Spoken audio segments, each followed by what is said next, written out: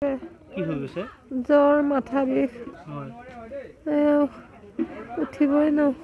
বমি, লেট্ৰিন, তাৰপিছত জ্বৰ আৰু বিষ, গাবোৰ বিষ, এইবোৰ ঘৰ দুৱাৰবোৰ বানত উটুৱাই নিলে ইফালৰ পৰা সিফালে, মানে অকণমান দৌৰোতে মেলোঁতে গোটেই গা কষ্টত, গোটেই গা বিষতে মানে উঠিবই নোৱাৰা হৈছে। যথেষ্ট সমস্যা। আপোনালোকৰতো হস্পিটেল নিবলৈও উপায় নাই। এনেকেই খাইছোঁ, এনেকেই আছোঁ আৰু এনেকেই থাকিবলগীয়াত পৰিছে। বহুত কষ্ট হৈছে।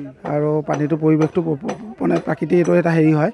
গতিকে প্ৰতি বছৰ বানপানীৰ পিছতে এনেকুৱা জ্বৰ হোৱা দেখা যায়। আমি আমাৰ খগনগুৰি ক্ষুদ্ৰ প্ৰাথমিক স্বাস্থ্য কেন্দ্ৰৰ তৰফৰ পৰা আৰু মিছামৰা খণ্ড প্ৰাথমিক স্বাস্থ্য কেন্দ্ৰৰ নেতৃত্বত আমি আমাৰ অঞ্চলবিলাকত এনেকুৱা স্বাস্থ্যজনিত আমাৰ যিবিলাক কেম্প আছে, এইবিলাক বেমাৰ কি দেখিছে? ইয়াত আমাৰ জ্বৰ আছে। সাধাৰণতে এইবিলাক পানীটো চেঞ্জ হোৱাৰ কাৰণে জ্বৰটো হয়।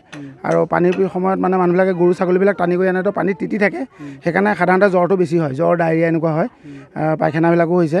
গতিকে এইটো এৰিয়াটো আচলতে আমাক এতিয়া গোলাঘাট জিলাত আমাক জাপি দিলে, যিহেতু মাজুলীৰ পৰা আমি ইয়াত সকলো এৱাৰনেছ কৰিছোঁ।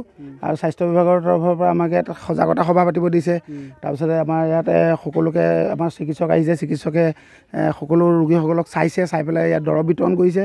আৰু এনে বাইদেউ আহিছে, ইয়াত সৰু ল'ৰা ছোৱালী, প্ৰেগনেণ্ট ওমেন কিবা আছে নেকি এইবিলাকো চাইছে। বানপানীয়ে গোটেই মানুহক হাৰাশাস্তি কৰিছে আৰু আপোনাৰ জনজীৱন স্তব্ধ কৰি পেলাইছে। এটুপি পানীৰ কাৰণে মানুহ হাহাকাৰ কৰিবলগীয়া হৈছে। নিজৰ সপোনৰ ঘৰখনৰ পৰা আঁতৰি এনেদৰে গৰু ৰখা স্থানত এটা ঢিপত তেওঁলোকে বাস কৰিবলগীয়া হৈছে। যিটো আপোনাৰ পৰিৱেশ আপোনালোকে ওচৰৰ পৰা প্ৰত্যক্ষ কৰিলে অনুভৱ কৰিব, সঁচাকৈ এটা খুব দুখ লগা এটা পৰিৱেশ।